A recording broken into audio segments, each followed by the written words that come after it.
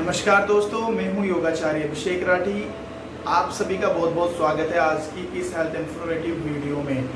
आज हम बात करेंगे अस्थमा के बारे में। अस्थमा क्या है, अस्थमा के कारण क्या हैं, लक्षण क्या हैं, और उसके लिए एक बहुत ही अच्छा होम रेमेडी आयुर्वेदिक ट्रीटमेंट मैं आपको बताऊंगा, जिसका प्रयोग करके आप 3 से 6 महीने में अस्थमा जैसी क्रोनिक डिजीज को 80 to 90% क्योर कर सकते हैं। साथ में नेक्स्ट वीडियो में मैं आपको इसका यौगिक ट्रीटमेंट भी बताऊंगा। आज मैं आयुर्वेदिक तरीके से ट्रीटमेंट बताऊंगा, नेक्स्ट टाइम आपको यौगिक तरीके से भी ट्रीटमेंट मिलेगा, जिसका प्रयोग करके आप अस्थमा जैसी भयंकर बीमारी को काफ़ी हद तक ठीक कर सकते हैं और उसके जितने भी सिम्टम्स हैं उनसे आप बच सकते हैं। तो चलिए शुरू करते हैं। सबसे पहले हम जानेंगे अस्थमा होता क्या है। जैसे कि आप जानते हैं, अस्थमा श्वास की बीमारी है, लंग्स से रिलेटेड है। हमारी लंबे समय तक जब हमारे लंग्स में प्रॉब्लम बनी रहती है तो वो अस्थमा होता है।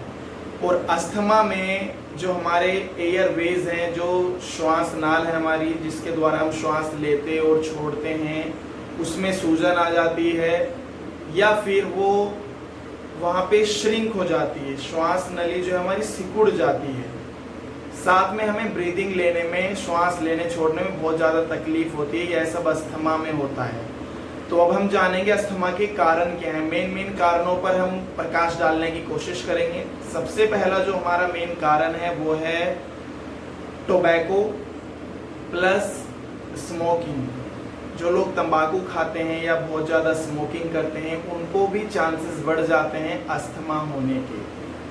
दूसरा जो मेन कारण है वो है इन्फेक्शन, जैसे कि कोल्ड, कफ, किसी भी प्रकार का फ्लू होता है, उस कारण से भी आपको अस्थमा होने की जो आशंका है वो बढ़ जाती है, जिन लोगों को बार बार ये सब प्रॉब्लम होती है। तीसरा जो है हमारा एलर्जी, जैसे कि डस्ट और पोल्यूशन वाली जो जगह है जहाँ पे बहुत ज़्यादा धूल मिट्टी होती है, वहाँ पे भी चांसेस बढ़ जाते हैं लंग्स की प्रॉब्लम या अस्थमा होने के। जो नेक्स्ट हमारा सबसे इम्पोर्टेंट है वो है हमारा इमोशनल पार्ट, जैसे कि स्ट्रेस, टेंशन, बहुत ही ज़्यादा डिप्रेशन में रहना और साथ में रहना। इन सब कारण से भी हमारे लंग्स जो है सिकुड़ जाते हैं, हमारी बॉडी जो है श्रिंक होने लगती है, उस कारण से भी अस्थमा हो जाता है।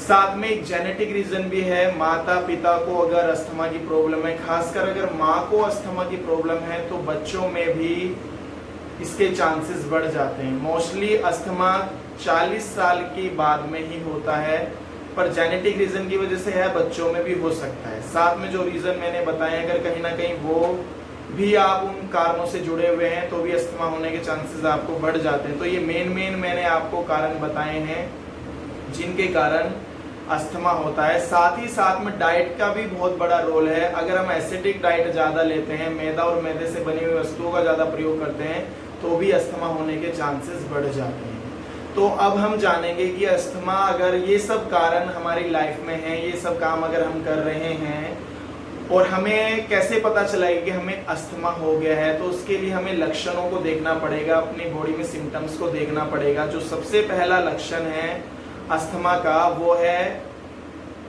Shortness of breath. हमारी जो श्वास है बहुत छोटी हो जाती है। साथ में श्वास की गति भी, बहुत तेज श्वास लेना छोड़ना होता है, श्वास की गति भी बढ़ जाती है। एक लक्षण ये हुआ। और दूसरा लक्षण जो है वो है कि हमारी चेस्ट जो है उसमें पेन होने लगता है, प्रेशर फील होता है आपको, चेस्ट जो है आपकी सिकुड़ जाती है, कॉन्ट्रैक्ट हो जाती है। एक लक्षण ये है, इससे आप पता कर सकते हैं कि आपको अस्थमा की प्रॉब्लम है। साथ ही साथ में आपको नींद भी ठीक प्रकार से नहीं आती है, क्योंकि ब्रीदिंग में प्रॉब्लम होती है, श्वास ठीक प्रकार से नहीं ले पा रहे हो, छोड़ पा रहे हो, तो उस कारण से भी जो है आप पता कर सकते हैं कि आपको अस्थमा है। साथ में सबसे इम्पोर्टेंट जो सिम्टम है वो है कि कुछ लोगों को श्वास लेने छोड़ने में एक तरह का ना विसल जैसा साउंड आता है, बांसुरी जैसा आवाज आता है, श्वास लेते छोड़ते समय भी साउंड आता है, आवाज आता है। ये भी एक सिम्टम है अस्थमा का। साथ में आपको किसी भी तरह की कार्डियो एक्टिविटी आप करते हैं, जैसे कि आप रनिंग करते हैं, वॉक करते हैं, जॉग करते हैं, साइकिलिंग करते हैं, कुछ भी उस तरह का काम आप करते हैं तो आपको बहुत जल्दी थकान हो जाती है। यह भी एक सिम्टम है अस्थमा का। तो मैंने मेन आपको सिम्टम्स और कॉजेस बता दिए अस्थमा के क्या हैं, किन किन कारणों से अस्थमा होता है और अस्थमा हो जाने के बाद में क्या होता है। तो अब बात करते हैं निवारण की, सोल्यूशन की। अब बात करते हैं ट्रीटमेंट की, बात करते हैं एक होम रेमेडी मैं आपको बताऊंगा जिसका नित्य दिन यानी कि डेली आपको उसका प्रयोग करना है। दालचीनी आप बाजार से लेके आ जाएंगे किसी भी शॉप से। दालचीनी का एक टुकड़ा, छोटा सा टुकड़ा, इतना बड़ा, साथ में गुड़ की डली, एक गुड़ की इतनी बड़ी डली।